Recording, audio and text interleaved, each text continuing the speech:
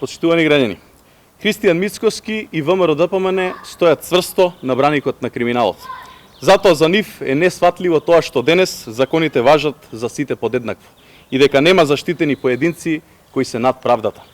Пред неколку денови Министерството за внатрешни работи јавно соопшти дека еден од приведените во полициската акција двојник имал контакти и бил во тесна врска токму со бранителот на криминалот Христијан Мицкоски. При тоа тој до ден денеска не одговара дали имал таква соработка и кој е тој човек.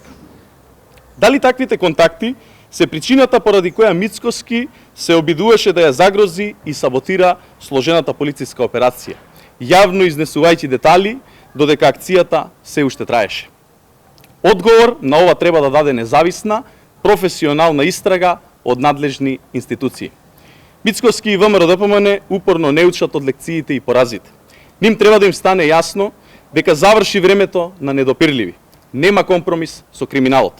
Секој што прекршил закон се соочува со одговорност. Ви благодарам.